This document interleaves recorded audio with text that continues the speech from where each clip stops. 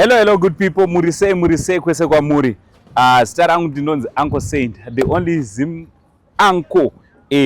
Hanzvadzi yamai venyu. Apa pandaumbotsve nzvenga madhaka emvura. Daumbonzvenga mbichani. So guys, yaimuonei. Kana uri kudarika nepanapa. Panapa. Inenge iri Kambuzuma. Iri Aspindale. So pakona panapa road yekuenda kuAspindale road inenge chene kumfakosi anzoti inonji but iyo road muri kuiziva ndo pari kuvakwa dzimba dzamuri kuona dziri kuvakwa panapa ndofunga muri kuzviona ndo pari kuvakwa sezvazviri kuitwa panapa ndo pari kuvakwa panapa zvazviri kutoitwa izvezvi mahwani ari kuitika panapa awa mahwani hakuna imwe kambani iri kuita basa riri panapa. This is Green Gate Engineering and Construction. Ndofunga muri kuona kuti mahwani ari kutoita panapa dzimba dzatosimuka. Project iyi yakatanga some few days ago, last week iyoyi project iri panapa kutotangira kubva pakutochera. So ndoda kuti ndikuratidzei zviri kuitika mukati umu. Ndichitoti murisei ndofunga ndakakuudza kuti tichange pai mastages. Tiri kuitira kuti zvoni munge muri munoziva kampani dzekushanda nadzo dziri reliable. Kana material yese iripo, Green Gate Construction inoita basa rekuti basa rifambe zvakanaka. Green Gate inoita kuti basa rifambe zvakanaka. So toda kuti tipinde mukati ndinokuratidzai kuti zvakamira sei. Otherwise murisei kwese kwamuri. Zita rangu ndonzi Uncle Saint. Saka hande mukati munozvionera. Guys, tiri kutaura kuti dzimba dziri panapa i3 handiti. Dzimba dziri panapa i3. Zvadziri dzimba 3 muno muAspindale. Pari kumabricklayers kana mabuilders vane target yekuvaka zvidhina 10,000 per day. So iyo zvinondofunga muri kuona pari kurohwa basa sebasa handiti. Ndoda kuti ndingokuradzai very quick izvidhina zvamuri kuona izvidhina zvese izvi. Ibasa zvidhina izvozvi zviri panapa hazvina kungouya chete. Zviri kufanira kuti zvese zvipere pamba apa. So target for now is 10,000 per day. So uyai muzonatsozvionera. Green Gate Engineering and Construction. Zvamai manje ndova nechimuti. Ukaona uri kuvaka imba usiri kuvakirwa neGreen Gate, ameno zvamunenge muchiita muri ikoko. Posti. Hello boss Murise. Murise. Mushe ari marani. Ungodaro amenoti zvudi muri right. Naro basa. Zvakanaka. Akumanaka. Rione nyimodondodzo. Vanhu vanovhunduka nezvikuitika panapa. Isusu zvatinogara tichitaura kuti wakomana isusu takatumwa. Makatumwa nyaya. Takatumwa nyaya idzi. Yatova imba kana yatoimba. Was awa madziro kutoratidza kuti zviri kufamba sei. Yatova madziro. Takatanga musi wechingani kuwaka pana? Kwakatatanga nezuro. Ibasa ranezuro dzimba 2. Ibasa ranezuro. Awa akutoiswa asi machi awa. Aya matiwo malindu akutoiswa. Malindu. Sandu utaziva kuti imba ine tinongoita 2 days inenge yapera. Sani one imba is 2 days. Sa 3 days. Chatongotimisa malindu evanhu angotimisa kuti angotiomei but tukaita over the night. Panapa pacharohwa 24 hours. 24 hours. Alright, inzwai Bosti. Ndimakambouya panapa mukavaudza reground. Pasati pane structure kutombooneka kuti imba yachona iri papi. Chimbotitorai on a tour muimbotiratidza marooms avepo so far. So guys, ndoda kuti munatsonzwisisa. This man akataura kuti murume uyu ari panapa Mr. Green kana kuti Bosti handiti. Vakati vada kuvaka dzimba 3 dzese ka1 in 3 months. But zviri kuratidza kuti zvoni dzimba idzika dzichaita less than 3 months. Maonero andiri kutoita dzichaita less than. Mukataza kuti ato madoor frame mascaffold ari padhuze takuda kutotiise mascaffold. Alright. Sani munomu setup yemunomu. I launch Alright. Ndo vamwe vanoti dining but harisiro dining, rinonzi lounge, ndo rine masofa. Sani zvarine masofa tinofanira kunge tatone side re-TV. Alright. Sani kana tiri muno muside redu re-TV tine madziro aya. Alright. Achaiswa cladding. Alright. Ndo madziro e-TV aya.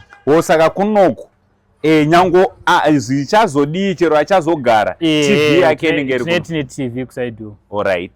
Tine TV, madziro e-TV. Then tichibuda munomu tine it's open plan. Alright. Tikangobva munomu takutopinda mudining. Ndo dining iya yatinoziva. Ndo mekudyira munomu mudining munomu. Santa dining munomu. Alright. This ndo dining here. It's open plan between lounge, dining and kitchen. So this is the kitchen. Iri door rekuenda panze pa kitchen. Alright. Yeah. Then muno mam kitchen sanu we are going to put ma cupboards kudai kutenderera kuyo. Then tichibva mu kitchen tinongopinda togona kupinda mu dining mu lounge direct kana kuti tinogona kushandisa as a passage ino yato passage. Alright. Sani rino rira first bedroom. Ndo first bedroom. Don't mind about nyaya housekeeping ichange yakurohwa zvayo kana tangopedza kuaka. Sani vanhu plus varufana uzviziva kuti ndezvo ibasa ratirohwa nhasi. Siya makadai here bonnet project ndeyanhasi. Saka ni tichati tikapedza tobva tarohwa housekeeping. Bonnet every day tinoita housekeeping. Munotoklina. Kutosiya makacleana makachena meso. Alright. Saka mawindow ndiri kumbira kubvunza ndiri kuona mawindow awa istajaira zvimwe zvimawindo zvedu zviya zvekuti zvepanapa. Iri window iri rine rakakura sei? Window rakakura 1.6 by 1.8. Alright, 1.6 by 1.8. 1.8, yes. Alright. Sani window rinobatsira kukura kwewindow kunobatsira pakuita ventilation yemuroom uyezve palight. Kuti room kuti ibude iyo imba yacho kuti inake inofanira kunge ine mawindo akakura. Bonnet imba hombe. Sani haizodi kuti paite tumawindo tudiki diki. So this is the first bedroom ratatiri nayo. Alright. Then takuenda from another room. Room yatiri kuenda muno muri kutorohwa housekeeping. Room yatakuenda ndeino iyi gaming room. Ndo pakutorohwa housekeeping kwatori kuto clean. Iyi gaming room iri kutorohwa. Gaming room? Ndeye vana yekutambira magame. Ndeye kutambira magame. Haisi bedroom. Aiwa haisi bedroom. Ndeye kuti vana vauya hava vachitamba magame. Guys, muri kuzoona zvepanapa vana vekuno kwaSpindale anditi havatambire panze. Mukazoona tuvana musingatione panze inyaya yekuti vane room yavo yakatogadzirwa kudi. Alright. Ndoko vanenge vaita noise dzavo vari kunoko vachitamba magame avo. Vari munomu. Alright, matoo yavo chii zvinogara munomu. Zvese zvinogara. Mune mutori neTV yavo. TV. Mune mutori neTV nemasofa. Amusadaro. Munotoenda TV nemasofa. Size yavo iyi. Size yavo. Anenge atori makauchi anotobva uko kusvika kuno. Then munotori neTV nemasofa nekatebho kake kana idati homework dzake anenge achirova ari mugaming room make. Ndo manoisawo malaptop ake chichi everything zvinenge zvirimo. Hazvigari kubedroom. Aiwa hazvigari kubedroom. Kureva kuti vana vedu vane mabedrooms avo but zvekutamba nemagames muno. Bonnet some of things tinogona kunge vachida kushandisa kana maprojector vachishandisa kana neTV. Kuti varida kuverenga vachishandisa TV kana vachishandisa Google vachishandisa screen neTV. Alright. Saka havazonetsani nemi. Aiwa hatinetsani uko hatisangani pamaTV. Bonnet zvatinoona izvino zvinoonekwa nevana zvakasiyana. Varume mune makaronga varume. Mune makaonera chidhiri. Saka ni kunoku. Alright. Kuno kuti another it's bedroom here. Yave imwe bedroom. Rari imwe bedroom rine. Alright. Rari imwe bedroom. Vakumanaka madzishe. Muri sei? Naro basi. Then the main bedroom zaro riri kuvakwa harisi kupindika but ndo. Chazokuradzai. Two thing handire main bedroom avo. Irato main bedroom here. Inenge ya main bedroom. Alright. So main bedroom hakuna ensuite reko. Ine insuite. Alright. Kuroti baba namai havasangani futi nevana. Havasangani nevana. Aya ndo matoilets evana evamwe vanhu vese apa asati adivide zvawo. Ndo matoilets ari panapa. Alright. Saka ndo pane tub shower zvese zvevamwe vanhu vese. Then panapa tinenge tine ka cupboard kari mu passage. ndikekuisa mishonga yekuklinisa mutoileti nezvimabhurumu nechichi. Kanongostokwa kiti dzekushandisa matoileti, even sipo dzine dzingori pachena, even masefa vanodekwa vachisa anenge ari ngori azvivigwe bedroom. Aiwa, azvivigwe. Hamuzoite kuno. Kuno kwativige. Whosoever achada kuzogara kunoku ngazvinzwisise kuti kuna kuvigwe sipo. Aiwa, kuvigwe sipo. Also tine matauro manyowani ndo paanongoiswa pa. Tikaita vaenzi vanouya anokwanisa kungoskotora tauro rine ritori pachena ipapa. Anenge paine tumashefu. Hakuna zvekubvunzana kana kuti tauro rangu ndaingashandisa. Pando nematauro manyowani ndo paanoiswa ipapa. Tunhu twese nematoothbrush manyowani, pasi tumachichi twekushandisa mutoileti ndo patine turi papa. Alright. Saka chinhu chichatochiona chamurutaura. Muchatochiona. Muchatochiona chatiri kutaura nezvacho. Guys, ndofunga muri kuzviona kuti murume uyu ari serious. Greengate and Greengate Engineering and Construction zvamai manje ndove kushanda nawo. Tiri kuti dzimba dzinoedzeka idhei namba ane vachishanda panapa. Havasati vatombowa newiki harisati rakwana, kana rakwana richatongokwana. But honai progress iri panapa. Iwewo unenge une mari yako wodhilewa nemabhiridha, it's not fair. Anditi kudhilewa nemabuilders, it's not fair. So izvozvo ndo zvatiri kuti seGreengate hatisi kuda izvozvo zvekuti udhilewe kugara mba mako iwe mari yako unayo yakakwana. Andi ndizvo boss? Yeah, ndizvozvo. Alright. Apa takutopinda imwe. Ino ndofunga taane almost 1 hour taitanga ino. 1 hour? Hamsadaro. Taane 1 hour tatanga pana. Saka panapa pane mabuilders mangani nema-assistant mangani? Tinao staff yese iri panapa? Inosvika around 70. 70 zvakare. Ndosaka futi muri kuti patorwa nenight shift? Patorwa nenight shift. Sane 30 day 30 manheru. Alright, saka tiri kuti mamiro ayakaita imba inoyi yaBosti yakafanana neiyi kana kuti inoyi yaimwe plan? Inoyi yaimwe plan. Inoyi zvainoita tiri kungobva muvharanda. Handiti tine tizo rine rinonzi pivot door. Alright. Rine riri panapa. Mapivot door yetiki richaita pivot door. Alright. So tichamba taisa ma 3Ds mu comment section. So that kuti vanhu vakwanise kuona kuti zvatukara nezvazvo ndezvipi. Saka tiri ngoti tichibva panapa tine vharanda then tatopinda mu launch. From launch it's open plan. Alright. Tine dining. Alright. Tingobuda mu dining then open plan. It's open plan. Alright. Mazuva ano takuprefer ma open plan kuti ndo ako mazuva ano. Then tine open plan between dining ne kitchen. Then kuno kutomba tazoti tine bedroom panapa. Ino ya bedroom. Tine bedroom panapa. Then tine rimwe another bedroom. Alright. Then toita another gaming room. Alright.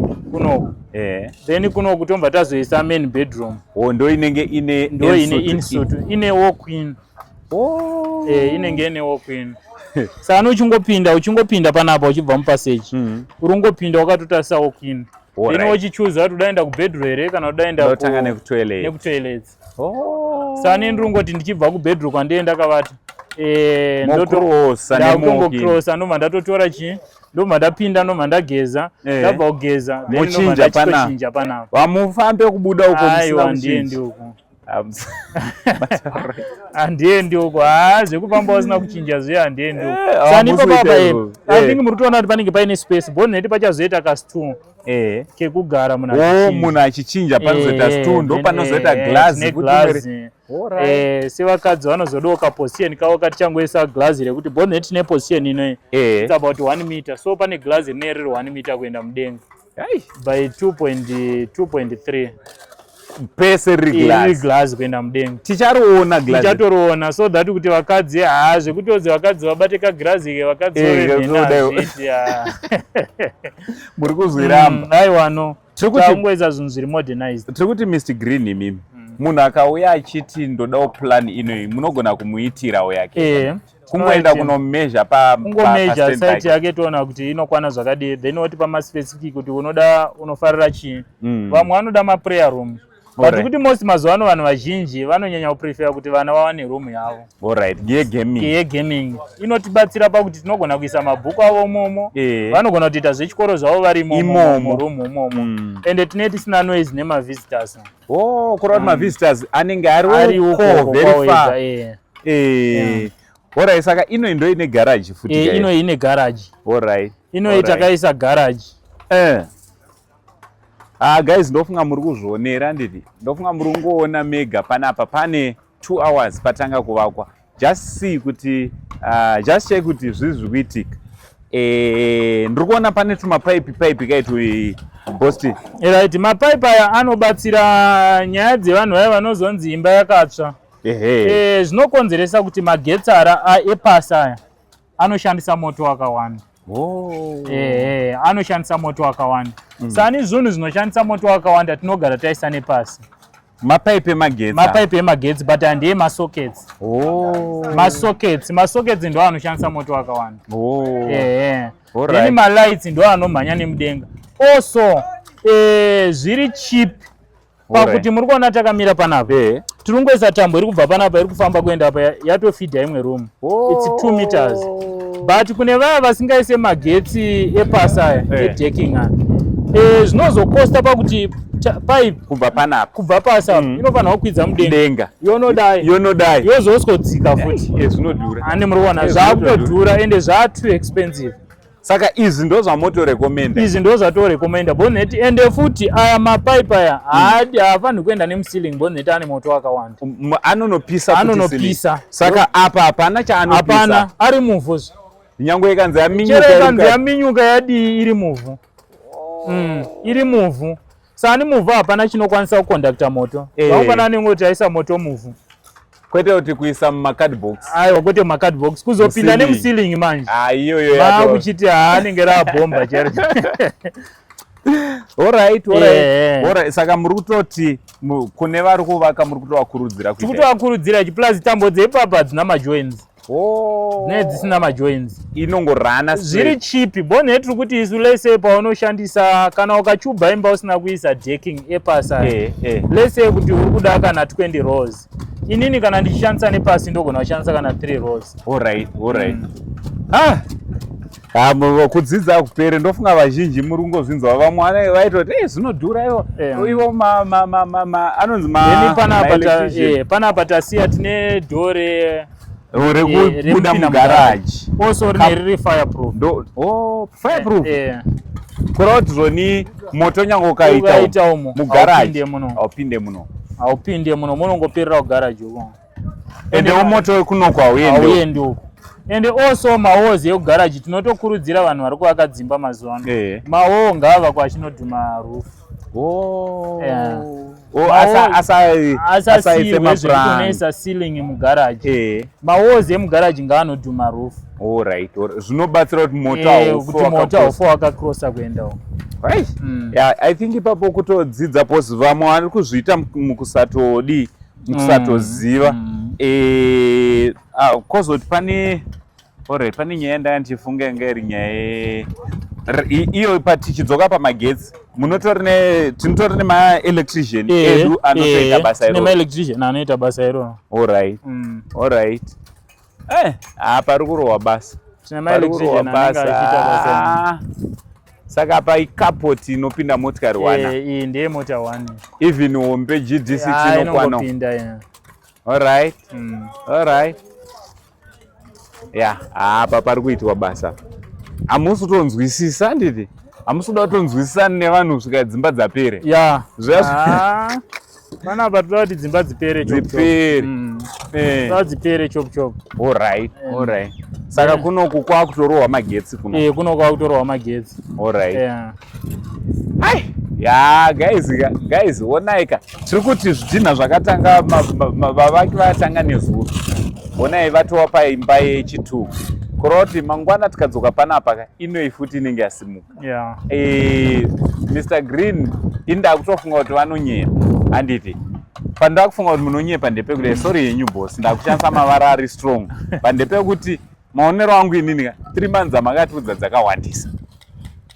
kuti 3 months noona kuwanisa but mapana patofunga kuti zvonema ukato wozona ikatiri kuti pa 2 days pamiswa madziro awo kureva kuti panopera 5 days dzimba idzi brickworks inenge yapera inenge yapera chichatongononotsa chandiri kuona ka malintels kuti aume ndizvo malindu and once zvidhina zvavepoka pakutoendwa kurufu takutoenda kurufu also handifunga kuti tichamboti mirengo yakareba tikutotarisira kuti in 2 days time tofanira kunge taane material yerufu panapa futi material yerufu yakufanira kutouya sani tiri kuda kuti timu riri kuplasta richiplasta werufu achitoita zvaari kuita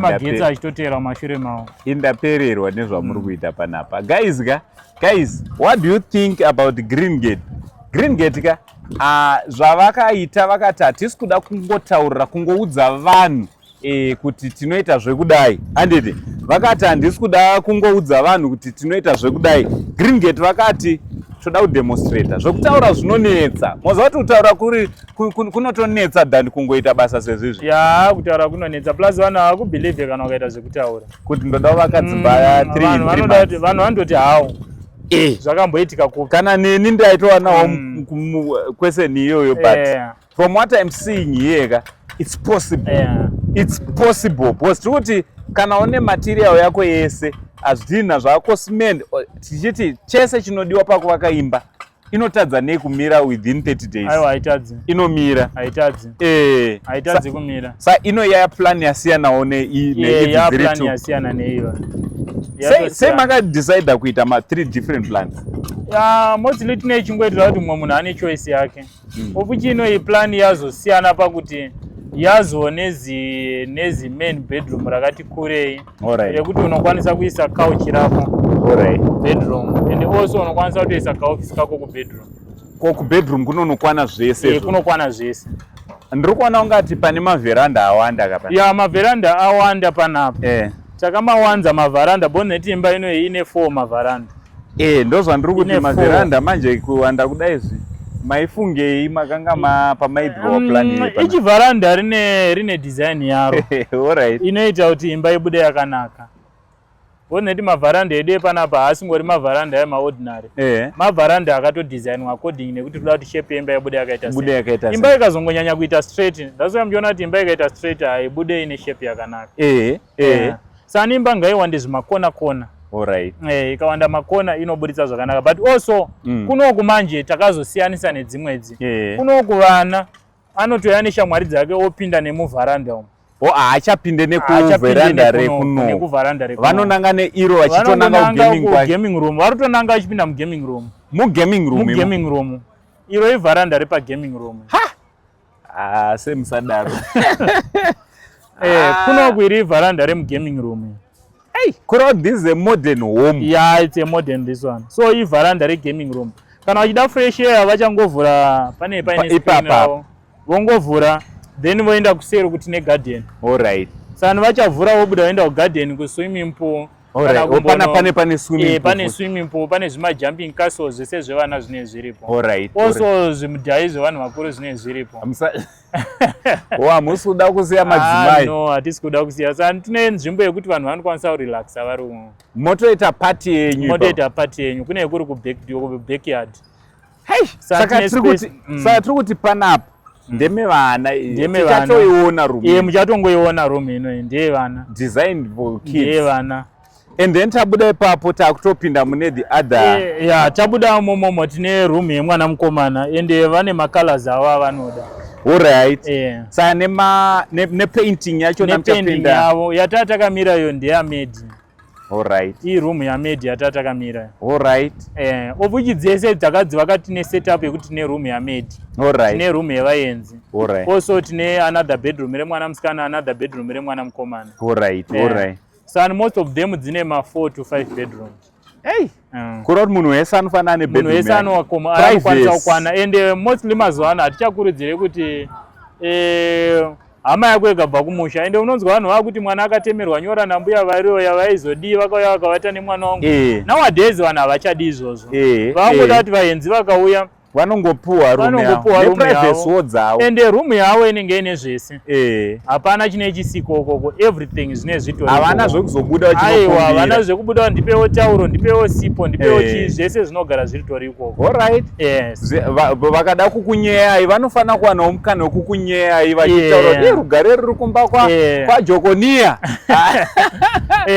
zvakanaka kwete kuti vanoshayiwa kuti totaura papi saka takamba tati tine room yemwana mukomana kuti achibuda magemu make anenge aine room riri panext then tichibva ipapo iro remwana musikana remwana musikana takariti kudzei kuti munongoziva vasikana kuti vanoda room yakati kure vane twakawanda sana ane room yake anozoda kadressing table kake mukati umomo nechichi also marumu iwayo evana vasikana tiri kutoisa glazi rekuti anokwanisa kuzviona hatisi kuisa kuti maglasi tudika mumba memukomana muri kuitwa wakadii memukomana tiri kuisa mabasa ekunyanyozviona ava vanonetsa munovakoshesa ma360 vanonetsa vanotendera vachizviona bosi vanzi vema360 vanonetsa plus ndove matiktok vachita matiktok ake ari muno I think maybe turungoti hedu I think process yacho iri kuita ngeri kutora nguva ini kwandiri ndiri kutoona nge zviri kufamba musadaro one ndine imwe view yandiri kutoona inofanira nge yatopa nawo alright ndosaka muri kuspenda much time muri panapa ora ndiri kutora nguva ndiri panapa hazisi kutofamba zvandiri kuda saka kureva kuti zvoni izvezvizvi boss tibatsirei kunze uko kuna umwe munhu ada kutokupai basa handiti ada kutoti Green Gate ndoda kuvapa basa imi munenge muri toripo pasite muchisupervisa ndiritoripo boneri supervisor tatanga panapa tatone mama projects about 5 musadaro vanhu vatongoya panapa dzisati dzatopera kune vanhu vangoita guys makarongeka toda kukupai basa saka kureva kuti iwewe gara watoitawo mabookings ako inzwaka ukanonoka uchiti handichazovabata uchazobatikana pamwe pachona takukudza kuti hatinokwanisa kuzotanga kuvaka kusite kwako after 2 months so gara watobata hanzi mbinorohwa ichapisa saizvozvizvi wangoona chete nhamba dziri pascreen wotoita mabookings ako kana uchida kuti pasite patovhizitiwa zvotongoarenjewa boss T wozvine zvamheno boss T vakaisa mumwe mazuva ano vakati vari kuita vega vari kufamba vega vari kudhiraivha motikari yavo vachiuya kumasites kuzoona kuti wagwani kuti what's happening so chitipedzisrai neuko kwatiri kuona process iya yamaitaura yemaplastics iya process yemaplastic iya ndo makaitaura kai muri kutoona mukatarisa muzasi muri black plastic rine riri iri plastic then also ndo raakuchibatana neriri kuiswa kureva kuti rinotofanira kutoputira rinofanira kuputira kuti hatichisina unyoro hwatiri kutomboda alright kumasaidi muri kuona mushonga wemujuru uri kumbva waiswa kureva kuti hatisi kutomboda chinonzi unyoro nemujuru panapa alright saka i3 rooms here dzikanonzvamira sei tibatsirei dzinodzi pari kuti itoilet ndokuinstitute kwataichataura ndokumain bedroom rakati kure saka rine institute newalk-in nebedroom nevaranda musadaro kureva kuti kana uchida kupinda uchida privacy usingadi kuona vanhu vari kudining unongoyopinda kumain bedroom sababa kana mabva kumbasa pakati peusiku hamuvhure kuita noizi mwana wese kumuka munongouya ndinongouya newo also kunotori nespace yekundongosvika ndopaka mota yangu ipapapa padhoo pangu motopinda ndopinda mumba semusadaro muri kuti kubva apapo zvazvababa namai zvazvababa namai varidzi vemba kunobuda uko aiwa vanakidza guys isusu tichiti iyoyi ndo inenge ritori imba yese iyoyi vamwe vanhu vari kuti ndo bedroom kune institute walk-in closet and then ndo zita rayo and then kwati bedroom so dzimba dziri panapa ndakukuinvitai ndakapiwa tendedzo naboss T zvikanzi vanoda kuuya kuzoona alright for free hapana anokurambidzai kuuya pana pasite I think ndakuudzai kuti ndepapi just come anditi come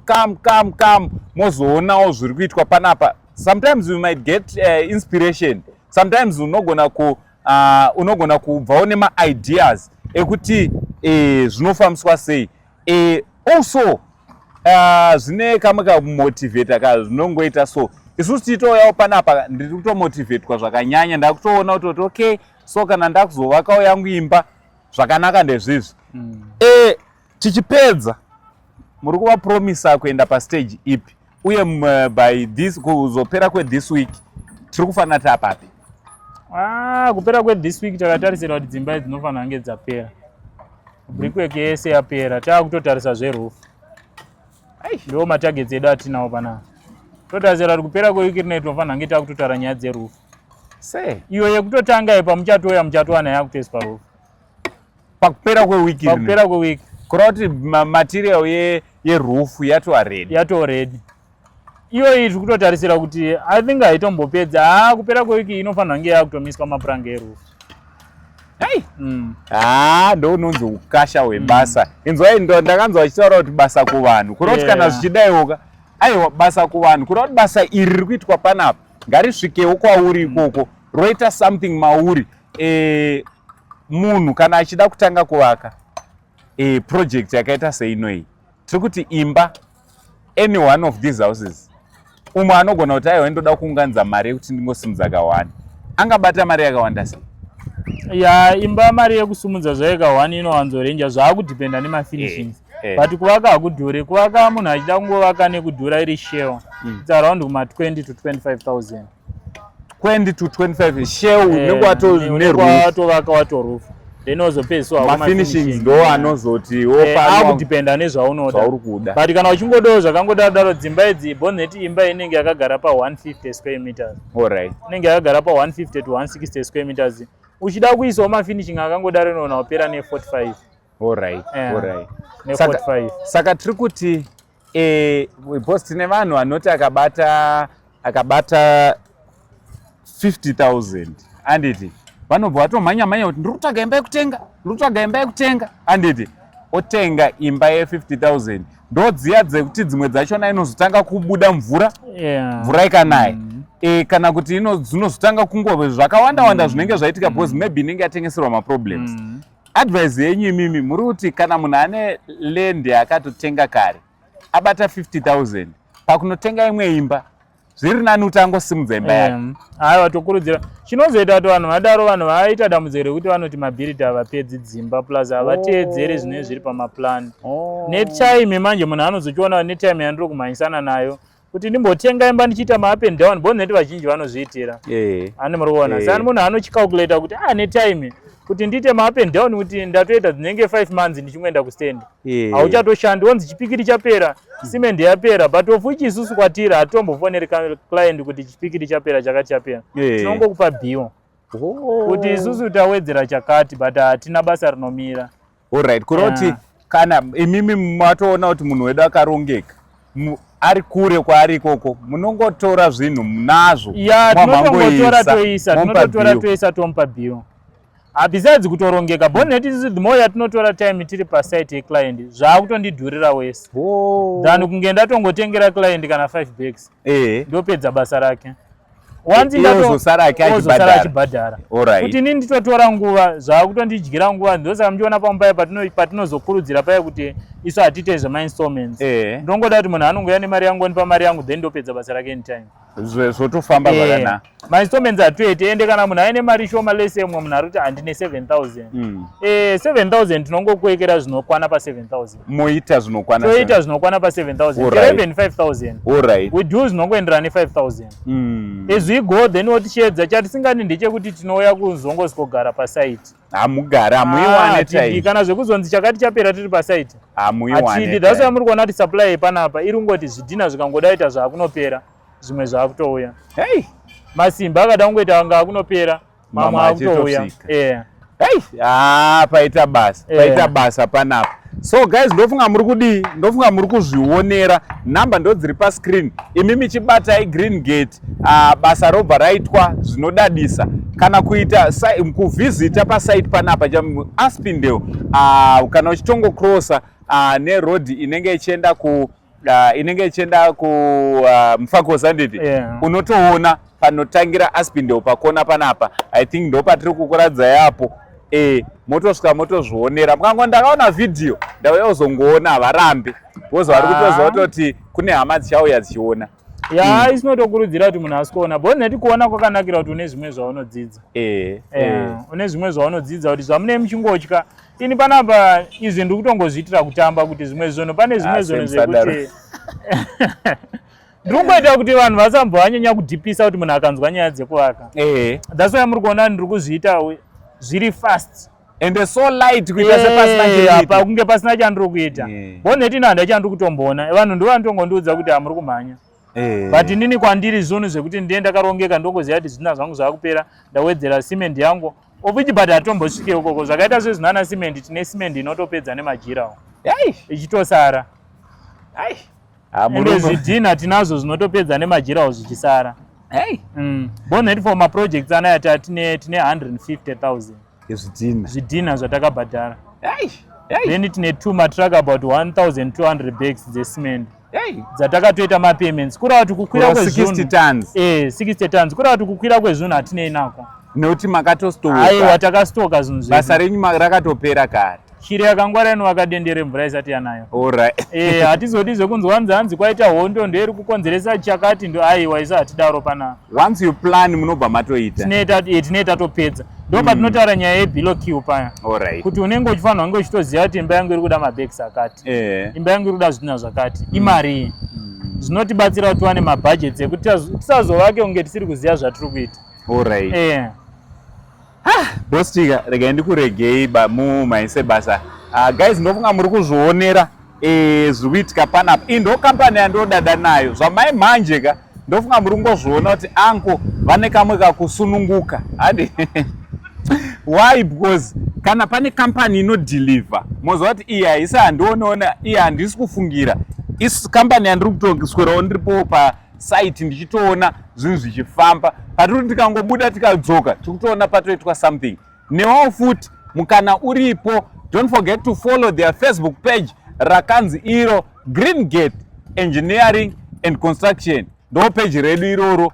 paunokwanisa kutiwana ndo paunokwanisa kuona imwe yeinformation mamwe masites atakavaka aiwa tinoita mawarehouse andi ndizvo tinoita mawarehouse tinoita hatina chatisingavake tinotovaka even makitchen makitchen maroundaviews aya chero zviri kuzviyawo kuti tinovaka chese chinoda zvidhina nesimend tinoita ndokwedu ukoko ende mukatotarisa panapa tine macompactor patinotaura nyaya dzeequipment chinoita kuti mabasa mamwe asafambe unenge usina compactor hauna JCB rinochera hauna matrucks saka isusu zvedu zviripo zvakakwana iri compactor rakatongomira kuti eni panongoda kutsindirwa rototsindira mushini uritori ready kuti unotori ready kuite basa rinotori ready kuti riite basa sane pese paringoda kushiftwa zvinhu nekutaurwa zvinhu rakatomira JCB rakamirira kuti hatina any short yatiri kuda panapa so imagine iri imba yako iri kuvakwa zvakadai kana maneighbor vako kandopai pamozongoona umwe munhu achinzi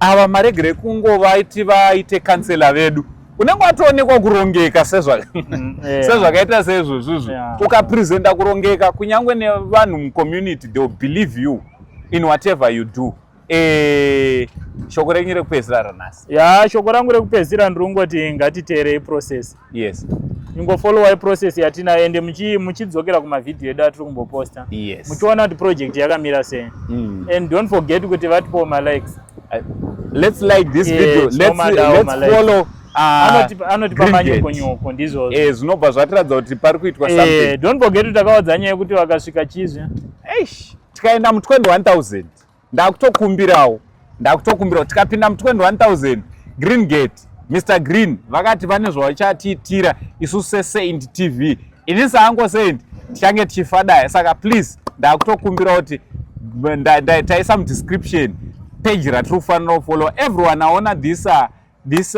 video share with family and friends so that they can follow Green Gate construction ukasvika ikoko enda unonyora kuti from Saint TV vanatsoona kuti zvesure you are following say in advance thank you very much aiwa tikutendai nekuya thank you very much vanhu update kuti zviri kufamba zvakaita sei aiwa zita ndinonzi hango sechigoti wembamana mama uri kuvaka nei kana usiri kuvaka neGreen Gate Engineering and Construction for now tichiti much love and God bless you bye bye